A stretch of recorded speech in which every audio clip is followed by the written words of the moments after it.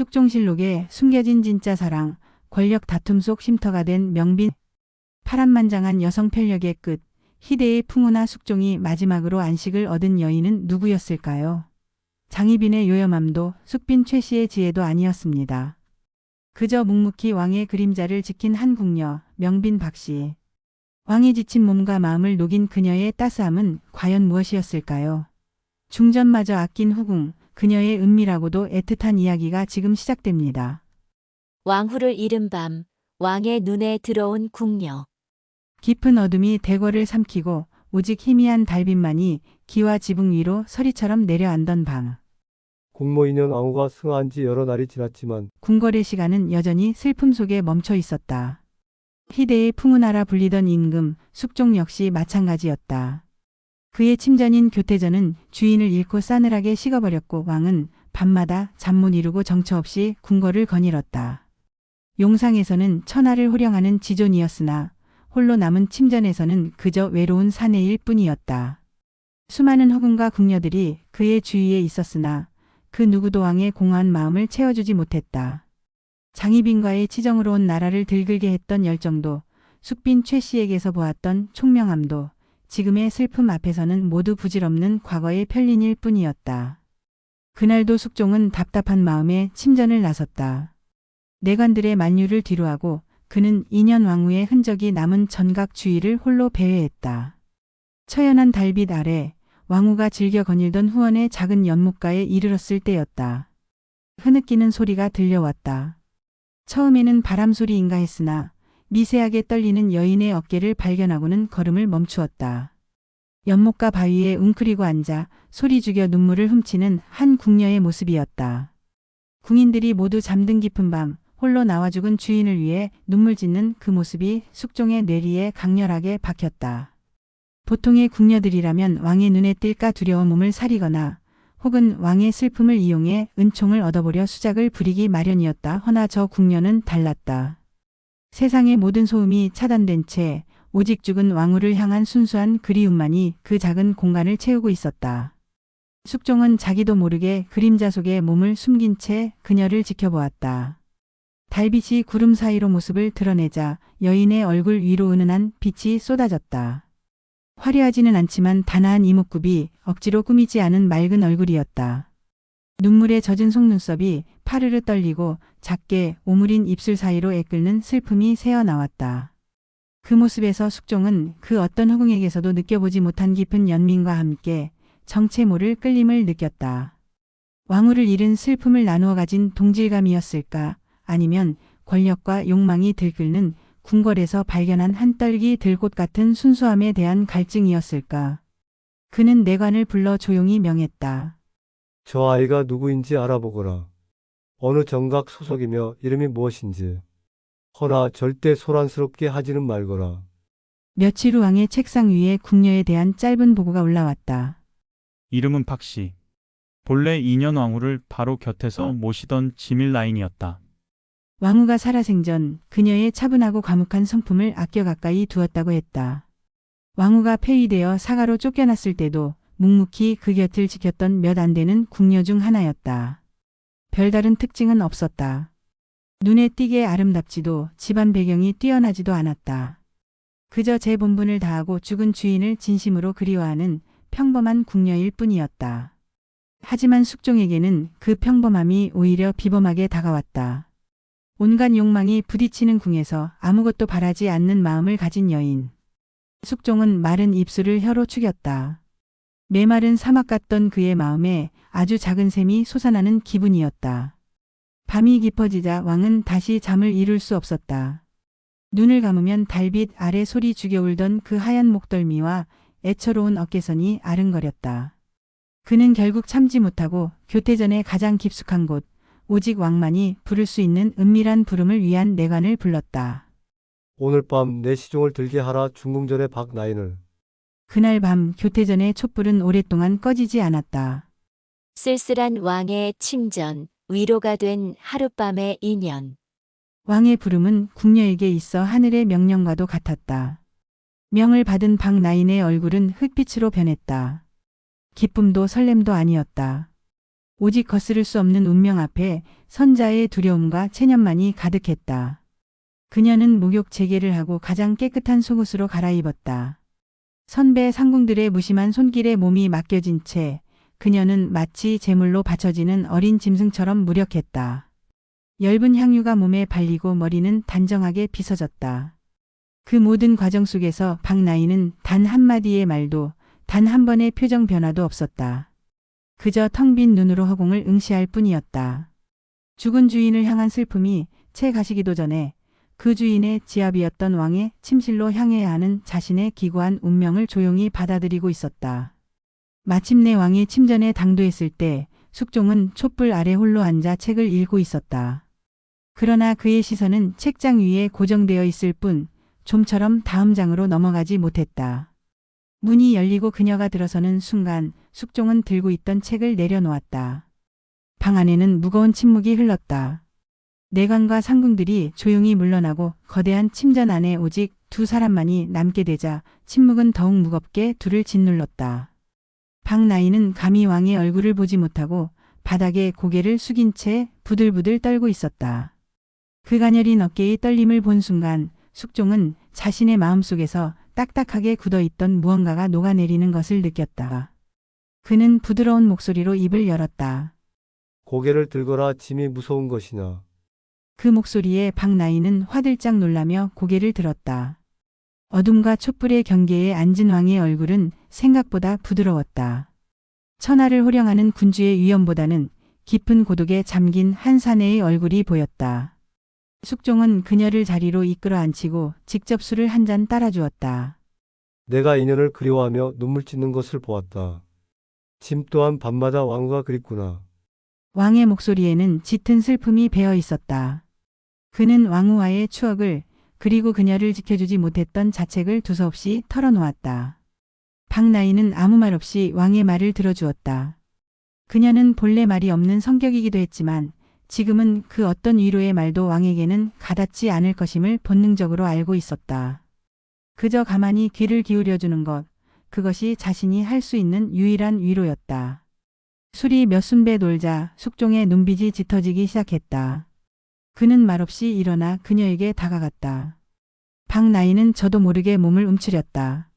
그러자 숙종은 그녀의 어깨를 부드럽게 감싸 안으며 귓가에 속삭였다. 두려워 말거라. 짐은 그저 사람의 온기가 그리웠을 뿐이다.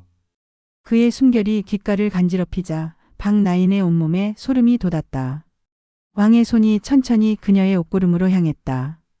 겹겹이 쌓인 궁녀의 옷이 한 겹 한 겹 벗겨질 때마다 촛불 아래로 하얀 속살이 수줍게 모습을 드러냈다. 그녀는 눈을 질끈 감았다. 왕의 거친 손길을 예상했지만 그가 그녀를 다루는 손길은 예상외로 지극히 부드럽고 조심스러웠다. 마치 깨지기 쉬운 귀한 도자기를 다루는 듯한 손길이었다. 그는 그녀의 드러난 어깨에 입을 맞추고 목덜미에 얼굴을 묻었다. 그의 입술에서 흘러나오는 것은 뜨거운 정욕의 언어가 아니었다. 차구나. 내 몸이 이리도 차가워서야. 이 밤이 너무 길고 너무 춥구나.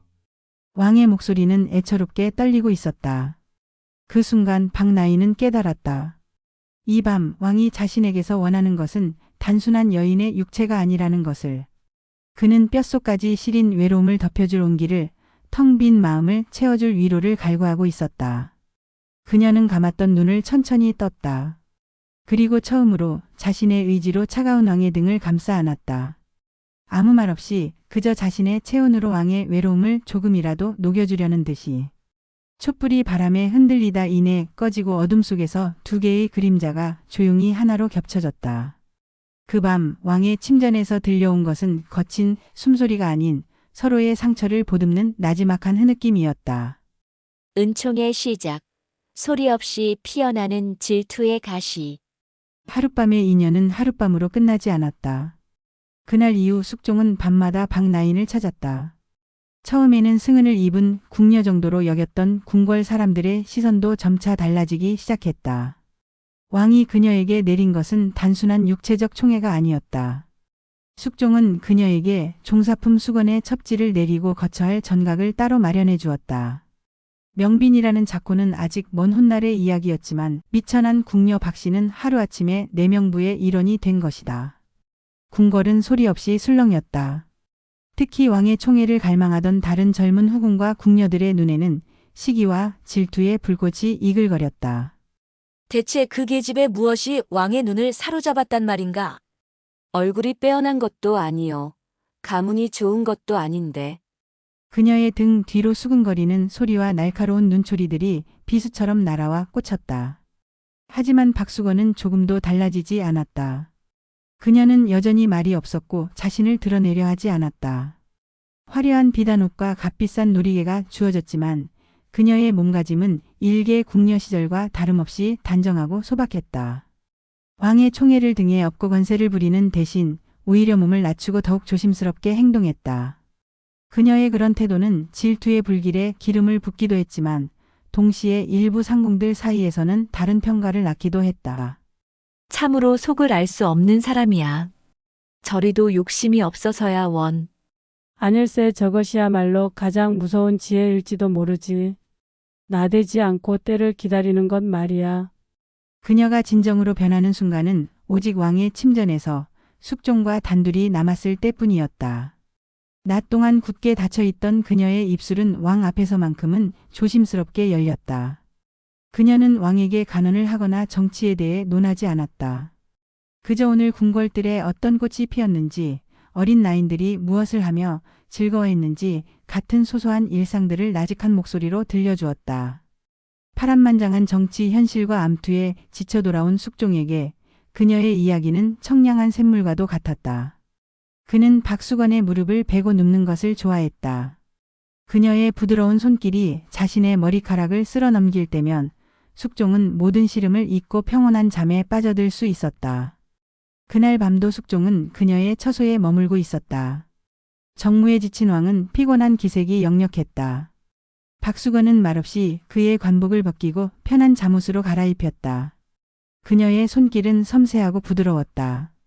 마치 오랫동안 정성껏 다듬어온 비단결 같았다. 숙종은 그런 그녀의 손을 가만히 붙잡았다. 오늘 조정에서 가인을 겁박하는 상소가 빗발쳤다. 모두가 가인의 의중을 멋대로 재단하고 가인을 옴짝달싹 못하게 하려 드는구나. 그의 목소리에는 깊은 피로감이 묻어 있었다. 박수건은 그의 손을 마주잡고 자신의 뺨에 가져다 댔다. 그녀의 따스하고 보드라운 살결이 닿자 숙종의 거칠었던 마음이 조금씩 누그러졌다. 전하께서는 이 나라의 지존이시옵니다. 그 누구도 전하의 뜻을 꺾을 수는 없사옵니다. 다만 지친 용의 날개를 잠시 쉬게 할 바람이 필요할 뿐이겠지요. 그녀의 목소리는 속삭임처럼 부드러웠다. 숙종은 피식 웃으며 그녀의 허리를 끌어당겨 품에 안았다. 내가 바로 그 바람이로구나. 가인의 지친 날개를 쉬게 하는 유일한 바람. 그의 입술이 그녀의 입술을 찾아 겹쳐졌다. 처음에 서툴고 애처로웠던 밤과는 달랐다. 이제 그들의 입맞춤은 너무나도 자연스럽고 익숙했다. 그의 단단한 몸이 그녀의 부드러운 몸을 감싸 안고 뜨거운 숨결이 석여들었다. 그녀는 더 이상 두려움에 떨지 않았다. 오히려 왕의 지친 등을 부드럽게 쓸어주며 그의 모든 고통과 번뇌를 자신의 온몸으로 받아내려는 듯 더욱 깊이 그를 맞이했다. 휘장 너머로 흔들리는 촛불 그림자처럼 두 사람의 밤은 조용하지만 뜨겁게 깊어가고 있었다. 그녀는 왕에게 단순한 하룻밤의 위로가 아니었다. 이제는 없어서는 안 될 유일한 안식처가 되어가고 있었다. 왕자의 탄생, 경사를 시기하는 어두운 그림자. 박수건의 회임 소식은 가뭄의 단비처럼 궁궐을 적셨다. 이미 여러 왕자를 둔 숙종이었지만 유독 이번 회임 소식에 기뻐하는 모습은 남달랐다. 그것은 단순히 새로운 후계의 가능성 때문만은 아니었다. 그에게 박수건은 단순한 후궁이 아닌 지친 삶의 마지막 안식처와도 같은 존재였다. 그런 그녀가 자신의 아이를 가졌다는 사실은 숙종에게 있어 그 어떤 국정의 승리보다도 더 큰 기쁨과 충만감을 안겨주었다. 왕의 기쁨은 곧 박수건에 대한 무한한 총애로 이어졌다. 전국 각지에서 가장 좋다는 약재와 음식들이 그녀의 처소로 보내졌고 어이들은 하루가 멀다 하고 그녀의 맥을 짚으며 옥체를 살폈다. 왕은 정무를 보는 틈틈이 그녀의 처소를 찾아와 점점 불러오는 그녀의 배를 사랑스럽게 쓰다듬으며 아직 태어나지 않은 아이에게 말을 걸곤 했다. 아가 어미를 닮아 참으로 순하구나. 어서 세상에 나와 이 아비와 함께 놀아다오. 그 모습은 근엄한 군주가 아닌 평범한 지아비의 모습 그 자체였다. 하지만 빛이 강할수록 그림자는 더욱 짙어지는 법. 박수건을 향한 왕의 총애가 깊어질수록 그녀를 향한 보이지 않는 질투의 칼날은 더욱 날카로워졌다. 특히 한때 왕의 사랑을 독차지했으나 이제는 그 기억조차 희미해진 늙은 후궁들이나 새로운 권력의 향방을 주시하던 세력들에게 그녀의 회임은 결코 반가운 소식이 아니었다. 그들의 처소에서는 밤마다 저주에 가까운 속삭임들이 오고 갔다. 사내 아이를 낳기만 해보아라. 저 천한 것에 핏줄이 감히 용종을 이으려 한단 말인가. 회임 중에 무슨 일이 생길지 누가 알겠는가. 음식 하나, 약재 하나에도 독이 들 수 있는 것이 궁궐의 생리이거늘. 도끼 어린 말들은 실체 없는 그림자가 되어 박수건의 처소 주위를 맴돌았다.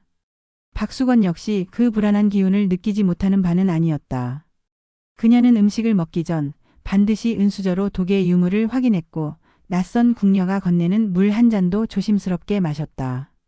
하지만 그녀는 두려움에 떨거나 호들갑을 떨지 않았다. 오히려 더욱더 침착하고 조용하게 자신의 몸을 지켜나갔다. 그녀는 알고 있었다. 자신이 불안해하고 두려워하는 모습을 보이는 것이야말로 보이지 않는 적들이 가장 바라는 것임을.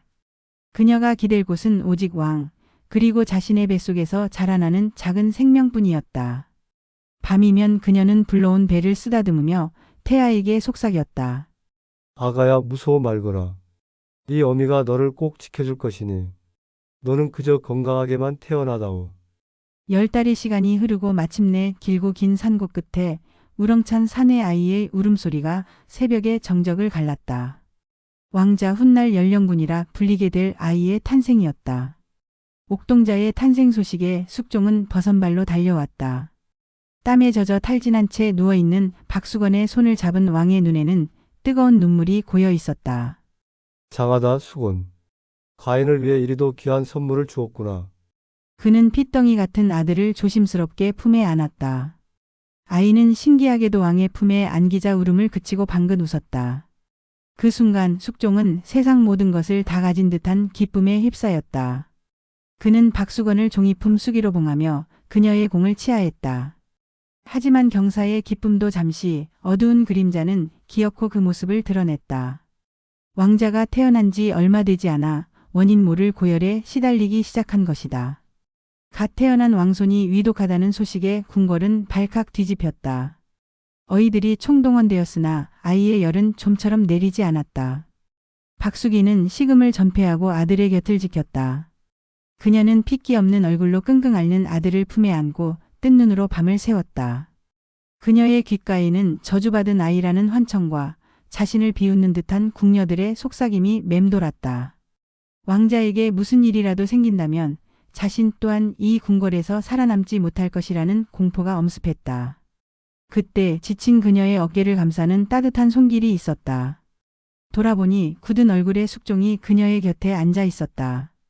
그는 아무 말 없이 아들을 안고 있는 그녀를 자신의 큰 품으로 다시 한번 끌어안았다. 마치 거대한 산이 되어 모진 비바람으로부터 작은 나무와 새싹을 지켜주려는 듯이. 왕의 침묵 속에는 결코 너희 둘을 잃지 않겠다는 굳은 의지가 담겨 있었다. 박수기는 왕의 가슴에 얼굴을 묻고 참았던 눈물을 터뜨렸다.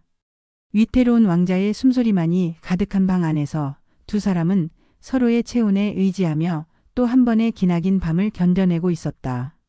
중전의 인정을 받다. 지혜롭게 궁을 품은 여인.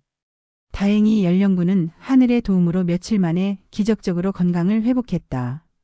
이 일을 계기로 숙종의 박수기를 향한 신뢰와 사랑은 더욱 깊어졌다. 그는 단순히 아름답고 순종적인 여인이 아니라 모진 풍파 속에서도 꺾이지 않는 강인한 생명력을 지닌 존재로 그녀를 다시 보게 되었다. 또한 숙종은 왕자의 병상 뒤에 숨겨진 추악한 암투의 기운을 직감했다. 그는 내금위를 동원해 조용히 사건의 배후를 추적했고 이내 몇몇 후궁과 그 가문이 연루된 정황을 포착했다. 피해 숙청이 벌어질 수도 있는 일촉즉발의 상황. 조정은 긴장감에 휩싸였다. 모두가 박숙이가 이 기회에 정적들을 제거하고 권력을 장악하리라 예상했다. 하지만 박숙이의 선택은 모두의 예상을 빗나갔다. 그녀는 숙종을 찾아가 눈물로 호소했다. 전하, 부디 모든 것을 덮어주시옵소서. 더 이상의 피바람은 연령군에게도 그리고 전하께도 아무런 도움이 되지 않사옵니다. 이번 일은 그저 복이 없는 소첩의 부덕함 때문이오니 모든 죄는 소첩에게 물으시고 다른 이들은 용서하여 주시옵소서. 그녀는 무릎을 꿇고 머리를 조아렸다. 자신의 아들을 해하려 한 이들을 용서해달라는 간청이었다.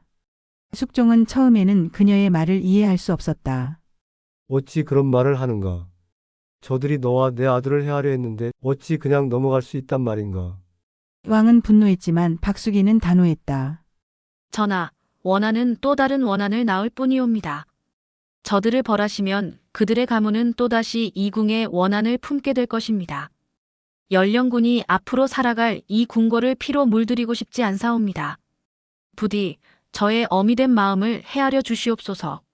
그녀의 눈에는 사사로운 복수심이 아닌 오직 자식의 미래와 왕실의 안녕을 걱정하는 깊은 지혜가 담겨 있었다. 숙종은 그 순간 눈앞의 여인이 단순히 고분고분한 후궁이 아님을 다시 한번 깨달았다. 그녀는 좁은 규방에 갇혀 시기와 질투에 눈이 먼 여인들과는 차원이 달랐다. 더 큰 것을 볼 줄 아는 지혜와 정마저 품을 줄 아는 넓은 아량을 지니고 있었다. 결국 숙종은 그녀의 뜻을 받아들여 사건을 조용히 무마시키는 선에서 일을 마무리했다. 이 사건은 궁궐 안에 큰 파장을 일으켰다. 박숙이를 얕보던 이들은 그녀의 대범함과 지혜에 혀를 내둘렀고 그녀를 해하려던 세력들은 오히려 자신들의 목숨을 살려준 그녀 앞에서 고개를 들지 못했다. 이 모든 과정을 묵묵히 지켜보던 또 한 사람이 있었다. 바로 국모의 자리에 있는 인원왕후였다. 그녀 또한 처음에는 왕의 총애를 독차지한 박숙이를 경계의 눈으로 바라보았다. 하지만 자신의 아들을 해하려 한 원수마저 용서하고 왕실의 안정을 먼저 생각하는 그녀의 모습을 보며 깊은 감명을 받았다. 어느 날 인원왕후는 박숙이를 자신의 처소로 조용히 불렀다. 숙이의 아량 덕분에 공에 불어 닥칠 뻔했던 피바람이 멎었소. 참으로 고마운 일이오. 중전의 따뜻한 말에 박숙이는 황송하여 어쩔 줄을 몰라 했다. 그날 이후 인원왕후는 박숙이를 친동생처럼 아끼고 보살폈다. 왕의 사랑을 두고 다투는 경쟁자가 아닌 함께 내명부를 이끌어가는 동반자로 인정한 것이다. 중전의 인정은 그 어떤 것보다도 강력한 방패막이 되어주었다. 이제 궁궐 안에서 그 누구도 감히 박숙이와 연령군을 함부로 대하지 못했다. 그녀는 화려한 권력을 휘두르지 않고도 오직 자신의 지혜와 덕으로 궁 전체를 자신의 편으로 만든 것이다. 그날 밤 숙종은 박숙이의 처소를 찾아와 그녀의 손을 잡고 말했다. 그대는 과인의 여인일 뿐만 아니라 이 나라의 보물이오. 두 사람은 말없이 서로를 마주 보았다. 그들의 관계는 이제 단순한 남녀의 사랑을 넘어 서로를 존경하고 의지하는 깊은 동지애로 승화되고 있었다. 왕의 마지막 안식처, 실록에 새겨진 단 하나의 사랑. 시간은 흘러 천하를 호령하던 풍우나 숙종에게도 쇠락의 그림자가 드리워졌다. 오랜 투병으로 심신이 쇠약해진 왕은 예전의 기백을 많이 잃었다. 그의 곁에는 여전히 많은 사람들이 있었지만 왕의 마음이 진정으로 머무는 곳은 단 한 곳, 이제는 정일품 빈의 자리에 오른 명빈 박씨와 그의 아들 연령군이 있는 곳이었다. 특히 숙종은 총명하고 효심 깊은 연령군을 지극히 사랑했다. 왕은 연령군의 손을 잡고 궁궐을 거닐며 자신이 이루지 못한 꿈과 미래를 이야기해주곤 했다. 그 모습을 흐뭇하게 바라보는 명빈의 얼굴에는 평온한 미소가 가득했다. 그녀가 바라던 것은 권력도 부귀영화도 아니었다. 그저 사랑하는 지아비와 아들이 함께하는 이 소박한 행복, 그것이 전부였다. 하지만 행복은 그리 길지 않았다. 숙종의 병세가 깊어지던 어느 날 청천벽력 같은 소식이 전해졌다. 이제 갓 20살이 된 연령군이 급병으로 세상을 떠난 것이다. 가장 사랑했던 아들의 죽음은 늙은 왕에게는 감당할 수 없는 충격이었다. 숙종은 자리에 몸져 누웠고 다시는 일어나지 못할 것처럼 깊은 슬픔에 잠겼다. 명빈 역시 아들을 잃은 슬픔에 창자가 끊어지는 고통을 느꼈지만 그녀는 왕 앞에서 눈물을 보이지 않았다. 오히려 슬픔에 잠긴 왕의 곁을 묵묵히 지키며 탕약을 데우고 죽을 쏘아 올렸다. 그녀는 알고 있었다. 자신이 무너지면 왕 또한 무너질 것이라는 것을. 그녀는 어미로서의 슬픔을 가슴속 깊이 묻고 오직 지아비를 살려야 한다는 아내로서의 의무감으로 버텼다. 자식을 잃은 슬픔 속에서도 자신을 먼저 챙기는 명빈의 모습에 숙종은 마지막 남은 기력을 쥐어짰다. 그는 붓을 들어 훗날 역사의 길이 남을 글을 직접 썼다. 그것은 바로 아직 살아있는 후궁 명빈 박씨를 칭송하는 이례적인 내용의 기록이었다. 빈박 씨는 단정하고 고요하며 그 성품이 부드럽고 순하다.